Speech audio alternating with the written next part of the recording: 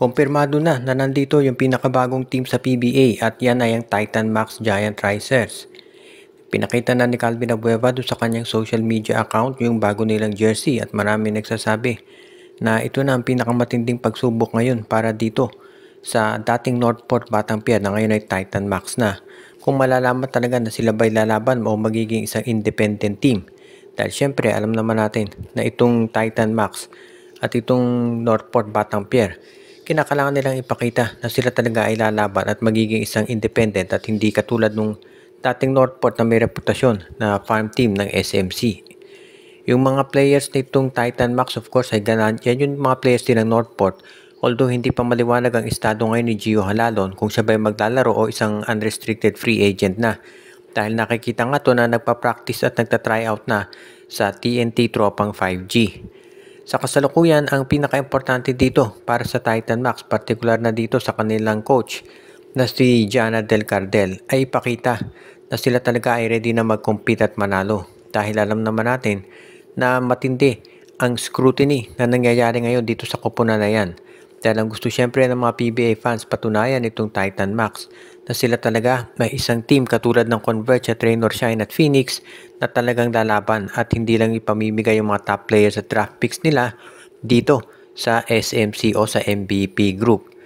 Ngayon ang titignan natin dito sa team na ito ay kung paano nila i-handle yung pressure, lalo na at alam naman natin na sila talaga ang pagmamasid o pagpapanoorin talaga ng mga fans dahil gusto nilang makita kung paano ang gagawin nito. Particular na yung kanilang rookie na si Chris Kuhn na bagong kuha pa lamang at mataas din na expectation sa nasabing player.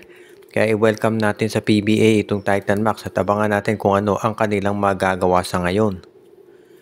Speaking of to sa magagawa, itong San Miguel Beermen daw ay kabilang dito sa mga teams ngayon na interesadong makuha itong big man na si Kay Marcarino. Si Kay Marcarino ang 6'10 center ng Terra Firma Jeep. Nasa kasalukuyan ay nagre-recover mula sa ACL injury. Ganun pa man kahit merong injury sa ACL ito si Kay Marcarino, pinag-iisipan daw ng San Miguel Bay na kunin ito at ang magiging kapalit nito posible ay si Chris Rosales. Mukhang si Chris Rosales ay gusto nang i-trade ng San Miguel dahil itong kanilang rookie na si Chris Miller ay gagawin nilang third point guard after nito si Chris Rosa at si Wami Tiongson. Kaya nga kung sakasakali, itong si Kay Marcarino, yan ang magiging isa pang center ng San Miguel bukod kay Fajardo, JM Calma at dito kay Motaw Tua. Kung sakasakali, ang magiging balasahan na tao dyan, si Fajardo at si Carino sa center, ang third option si JM Calma at sa power forward na si Rodney Brondeal at itong si Mo Alataw Tua. Parang iyan ang pinaplano ngayon itong si Coach Leo Austria para matiyak na magpapatuloy yung magandang nilalaro ng San Miguel Beermen. Siyempre ang importante para sa SMB ay maipakita na meron pa rin sila na magagamit ng mga players, lalo na at alam naman natin na si Junmar Fajardo nagkakaroon na ng mga injuries dahil sa totoo lang yung wear and tear sa tagal ng nilalaro na ni Junmar dito sa PBA at alam naman natin palaging heavy minutes ito bawat game. Yan ang dahilan kung bakit madalas nga ay kinakailangan na makakuha sila ng magandang ka-substitute nito para makapagpahinga naman at hindi masyadong masasagad kapag ito ay naglalaro sa PBA. Kaya itong pag-trade para kay Kay Marcarino, isa yan doon sa mga solusyon na sa tingin ko ay pwedeng i-apply nitong San Miguel Beermen para maipakita na talagang sila na ay seryoso dito sa pagpapanalo sa PBA. Ang Barangay Ginebra ngayon ay palaging nasa balita lalo na dito sa mga umiikot na report na baka si Maverick Hanmisi daw ay i-trade nila. Ang question na lamang ay kung saan koponan mapupunta itong si Maverick dahil alam natin maraming interesado rito pero medyo mataas daw yung nagiging asking price ng Ginebra lalo na at 34 years old na itong si Maverick. Ang una daw dyan ay itong Meralco Bots na gusto sana kunin si Maverick pero tumanggi na ang Meralco dahil ang hininging kapalit ng Ginebra ay itong si Bong Quinto at isang draft pick. So hindi natuloy yan. Kung inyong maaalala, itong si Maverick Hanmisi ay kamuntik nang bumalik din doon sa team na dati niya pinaglalaroan. Itong Converge Fiber Xers pero hindi rin sila nagkasundo sa magiging kapalit. So kung medyo mataas ang asking price ng Ginebra para dito kay Maverick, mahihirapan talaga sila na i-trade ang nabanggit na player. Ang isa siguro pwedeng gawin dyan ay kausapin nila ulit ng Converge At ang maging kapalit ni Maverick Hamnisi ay ito si Mikey Williams. Dahil si Mikey Williams hanggang sa ngayon ay hindi pa pumipirma ng kontrata dito sa Converge, kahit na yung rights niya dito sa PBA ay hawak na nitong FiberXers. So kung talagang hindi magkasundo itong si Mikey Williams at itong Barangay at itong Converge FiberXers, mas maganda siguro na ito'y maglaro na para dito sa Barangay Ginebra at si Coach Delta Pineda naman ay pumayag ng i-trade itong si Mikey dito sa Gene Kings.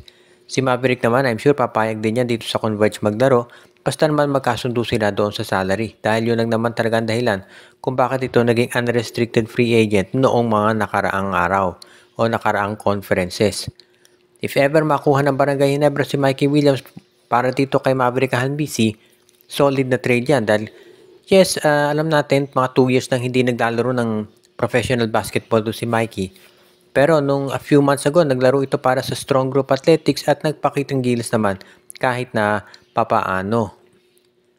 At ang huli nating balita ngayon, ang kasalukuyang coach ng UST na si Pido Harencio ang magiging bago raw team governor ng Terra Firma. At itong si Harencio, para doon sa mga hindi na nakakaalala, ay naging coach din dati ng Northport Batangier. Dito natin makikita na parang nagpapapalit-palit lang ng pwesto itong mga coaches at players at pati na yung staff nitong Terra Firma at nitong Northport Batangier. Kaya nga hindi na ako of course alam na ninyo na ito si Jana Del Cardel, yung magiging coach ngayon ng Titan Max, ay dating coach ng Terra Firma. Kaya ito si Harencio naman lumipat din mula Northport, lilipat dito sa Terra Firma at yung iba pang mga staff, ganyan din ang ginagawa. Ito ang nagbo-bolster ng perception talaga na hawak ng SMC, itong Terra Firma at Northport, dahil pinagpapalit-palit lang nila yung mga coaches. Isang senyalis din daw to na itong Northport o Titan Max ngayon ay baka maging independent team na dahil yung mga players nila at yung mga coaches na talagang dating sabihin natin in-appoint ng SMC ay nililipat na dito sa Terra Firma Jeep. Pero tandaan natin, itong Terra Firma ay ibebenta na rin daw. Inamin naman ng kanilang team governor na si Bobby Rosales na for sale ang Terra Firma, hindi lang natuloy iyong pagbenta dito sa Star Horse at sa Zamboanga Valientes. So ang malamang mangyari ngayon, itong si Pido Harencio magiging team governor ngayon ng Terra Firma pero hanggat nandyan lamang itong jeep sa PBA. Dahil eventually kapag nabenta na itong Terra Firma, ibang mga officials at mga players at syempre coaching staff ang i-appoint dyan. Pero sa ngayon, ang maliwanag dito sa balita na yan, mukhang hawak talaga ng SMC. Itong Northport, Titan Max at itong Terra Firma Jeep. Ngayon, dito sa panig ng Titan Max, tignan natin kung dahil under new management na sila, kung magiging isa pa rin, kung magiging independent team na sila. Pero sa panig nitong Terra Firma, ang maliwanag dito, mukhang hawak pa rin sila ng SMC. Shoutout muna sa ating mga taga-subaybay katulad ni Joshua Giray, si RG Bueno, si Ireneo Salangsang, si Dexter Domer, si Enju, si Anthony Alon, si Michael D, si Valyari Mascariñas, si Dalmacio de Guzman, si Katsakino Dukusin, si Juan Solege at ang iba pa.